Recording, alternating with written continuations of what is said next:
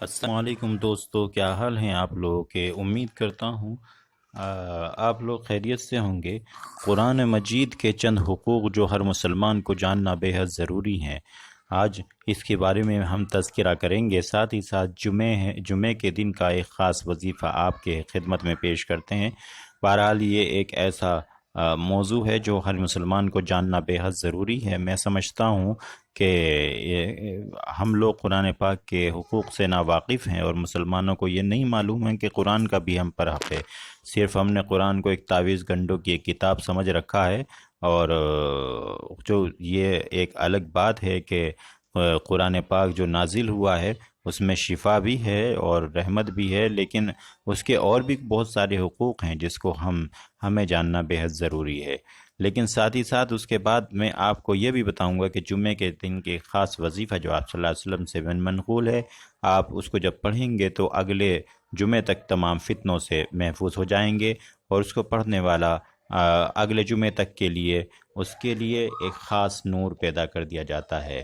تو بہرحال میں آتا ہوں اپنے موضوع کی طرف، لیکن اس سے پہلے اگر آپ نے میرے چینل کو سبسکرائب نہیں کیا ہے تو چینل کو سبسکرائب کر لیجئے، کیونکہ یہ بھی ایک کار خیر ہے، کیونکہ ہم جب آپ کی خدمت میں کوئی بھی ویڈیو پیش کریں گے تو آپ کو اس کا نوٹیفیکیشن مل جایا کرے گا۔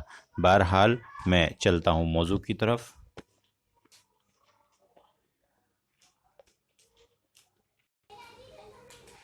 دوستو، آپ کو اسکرین پر نظر آ رہا ہوگا کہ قرآن مجید کے حقوق، یہ ایک آرٹیکل ہے، ایک مضمون ہے جو ہم نے نکالا ہے آپ حضرات کے لیے۔ میں اس کو آپ کو پڑھ کے سنا دیتا ہوں، آپ نہایت غور سے اس کو سنیے گا۔ قرآن نصیحت کے لیے آسان ہے۔ بسم اللہ الرحمن الرحیم۔ اللہ تعالیٰ کا ارشاد ہے، ہم نے اس قرآن کو نصیحت کے لیے آسان کر دیا ہے۔ پس کیا ہے کوئی نصیحت حاصل کرنے والا؟ یہ سورہ فجر کی آیت ہے، آیت نمبر 40 ہے۔ اس بات میں کوئی شک نہیں کہ قرآن مجید اللہ کی آخری کتاب ہے، اور جس کی حفاظت کی ذمہ داری اللہ نے خود لی ہے۔ قرآن مجید نہایت آسان اور واضح کتاب ہے۔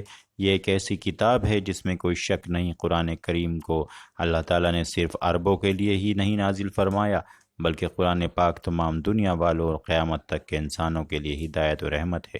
اللہ کے رسول صلی اللہ علیہ وسلم نے قرآن مجید کی تلاوت پر بہت زیادہ اجر و ثواب کی خوشخبری سنائی ہے۔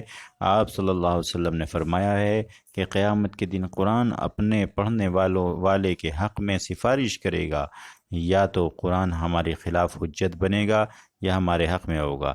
مان لیجئے اگر ہم قرآن پاک کی تلاوت کریں گے تو قرآن ہمارے لیے گواہی دے گا، اور اگر ہم اس کو تعلیمات کو ایک طرف رکھ دیں گے تو پھر ظاہر سی بات ہے جو آپ نے سنا ہے۔ دیکھیے گا قرآن پاک کے 4 حق کیا ہیں۔ سب سے پہلے قرآن پاک کے 4 حق ہیں۔ نمبر 1 پڑھنا، نمبر 2 سمجھنا، یعنی اس کے معنی کو سمجھنا، نمبر 3 اس پر عمل کرنا، نمبر 4 اسے دوسروں تک پہنچانا۔ لیکن ہم ان 4 حقوق میں سے ایک بھی حق ادا نہیں کرتے۔ اگر پڑھتے بھی ہیں تو قرآن صرف مخصوص موقع پر ہی۔ ہمارے پاس دوسرے کام کے لیے تو وقت ہوتا ہے، لیکن قرآن پڑھنے کے لیے وقت نہیں۔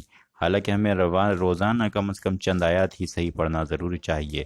تاہم یہ بات یاد رکھنی چاہیے کہ سمجھ کر پڑھنے کا ثواب بنا سمجھے پڑھنے کے مقابلے میں بہت زیادہ ہے۔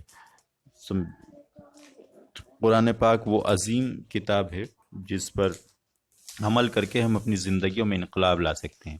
اگر ہم قرآن کو چھوڑ کر اپنی زندگیوں میں کامیابی تلاش کریں گے تو وہ ہمیں کہیں نہیں ملے گی۔ اسی قرآن کو پڑھ کر اس پر عمل کر کے صحابہ اکرام نے رضوان اللہ تعالیٰ عنہم اجمعین نے زمانے میں عظیم انقلاب پیدا کیا۔ آج ہم اسی قرآن کو چھوڑنے کے نتیجے میں ناکام و نامراد ہیں۔ اگر ہم آج بھی قرآن پاک کو پڑھنا شروع کر دیں اور چند آیات ہی صحیح لیکن روز پڑھیں، اس پر عمل بھی کریں، تو انشاءاللہ ہم دنیا و آخرت میں کامیاب ہو گئے۔ اللہ تعالیٰ سے دعا ہے کہ ہم سب کو پابندی کے ساتھ قرآن پاک پڑھنے کی توفیق عطا فرمائے۔ ساتھ ہی ساتھ اب میں حضرات آپ کی خدمت میں وہ وظیفہ پیش کرتا ہوں جس کا میں نے ذکر شروع میں کیا تھا، یعنی جمعے کے دن کا خاص اہم وظیفہ جو احادیث سے بھی منقول ہے، اور بہت پابندی کے ساتھ بزرگان دین اس کو کرتے ہیں۔ وہ یہ ہے کہ جمعے کی نماز سے پہلے یا بعد یا جس طرح سے بھی ہو سکے، بہتر تو ہے کہ جمعے سے کی نماز سے پہلے سورہ کہف کا ایک بار ورد کر لیا جائے، یعنی سورہ کہف کی تلاوت کر لی جائے۔ اس سے کیا ہوگا، اگلے ہفتے تک تمام فتنوں سے انسان محفوظ رہتا ہے۔ نمبر دو، اس کے لیے ایک ایسا نور پیدا کر دیا جاتا ہے جو اگلے جمعے تک، جو اس کو قیامت کے دن یا اس کی قبر میں اس کو ملے گا۔ بہرحال یہ ایک بہترین اجر کا باعث ہے۔ آپ اسے مسلسل آپ اس کا استعمال کریں اور آپ اس کو پر مسلسل عمل کریں گے، انشاءاللہ اس کا اجر و ثواب آپ حضرات کی خدمت میں ملتا رہے گا۔ بہرحال آپ دعا میں یاد رکھیے گا۔ اللہ حافظ۔